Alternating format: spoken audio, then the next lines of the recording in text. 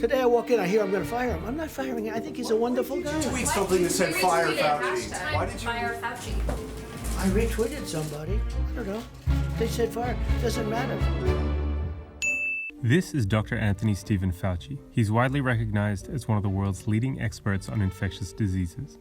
Fauci has worked in public health for over 50 years and has been an advisor to every US president since Ronald Reagan. He's dealt with public responses to HIV, SARS, MERS, Ebola, and even bioterror attacks. Since January, he's been one of the lead members of the Trump administration's coronavirus task force. And a couple of days ago, Donald Trump retweeted a hashtag calling for him to be fired.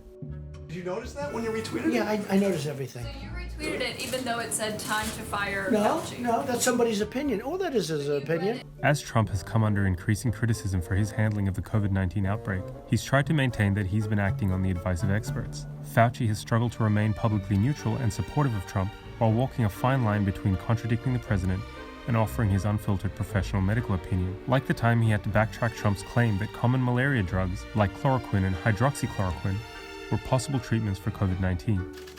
Now, this is a common malaria drug. We're going to be able to make that drug available almost immediately.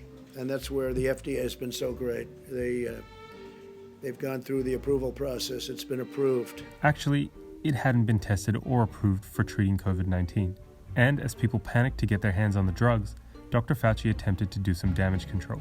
Anecdotally, they might work, but my job is to prove definitively from a scientific standpoint that they do work.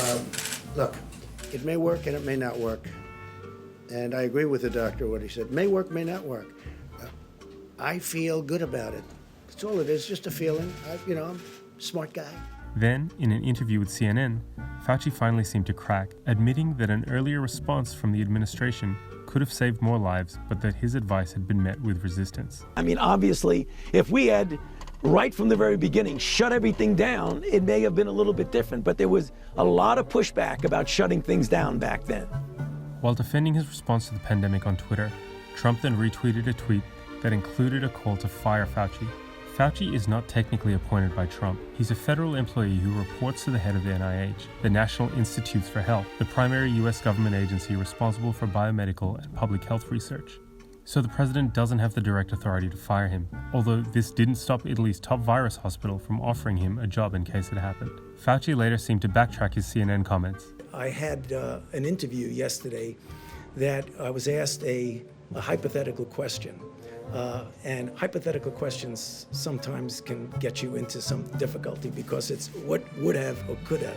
The tension between Trump and Fauci only highlights an already chaotic and confused response to the pandemic. Trump is now firmly set on when the country can return to normal, with reports that Fauci's advice is being undermined by those pushing Trump to roll back lockdown and distancing measures. I think Anthony would be the first one to say, when I closed the country to China, when I closed the China ban, whatever you want to call it, Anthony said I saved a lot of lives by doing that. I mean, am I correct? I don't want to put words in Anthony's mouth, by the way, and I like him.